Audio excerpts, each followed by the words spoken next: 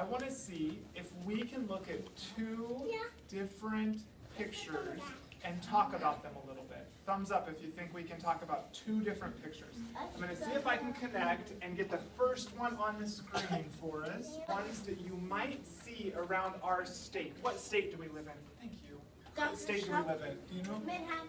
We live in the city of Manhattan. What's the state that we live in?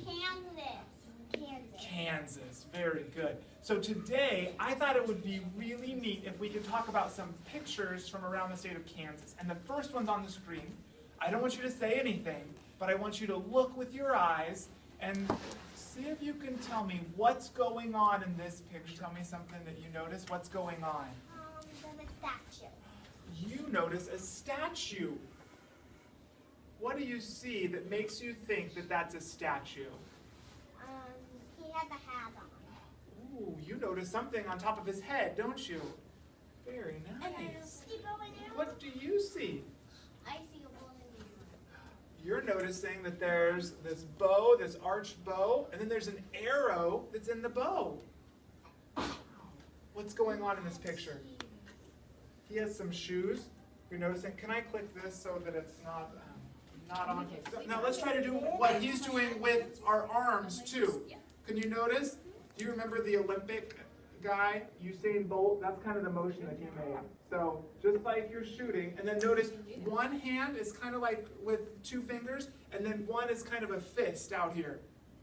You guys are posing so well. And they're just statues. I am so impressed. They're looking so much like the picture. They're just sticking up. They're just sticking up, kind of like feathers would, right?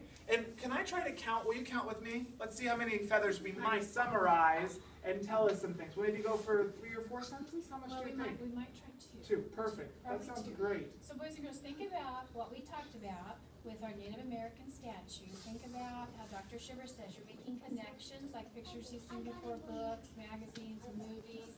What is something we could say about that? Everybody puts your thinking caps on. Ready? 1, 2, 3. Come on. If you think you can say something that we can put into a sentence, raise your right hand. Raise your hand. Just a little bit. Raise it. Okay. I see lots of white hands. All right, Greer, what could we say about what we We want? could say he's probably Native American. Okay. Okay.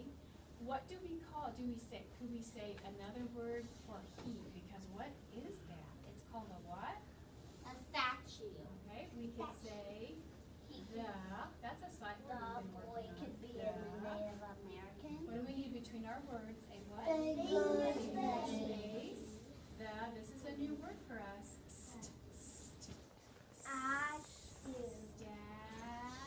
Statue. Good job. The statue. Now I ran out of room, so I'm going to go to the next line, and I'm going to start right under the word the. The statue is. We could say Native Americans. We need another what between our words? Finger space. And here's the word native.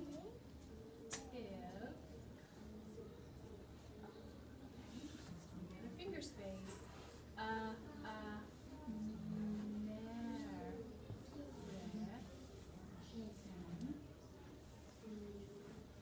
How do we stop the sentence with a what? Okay, if we stop our sentence with an excited mark, we need to say it differently, like this.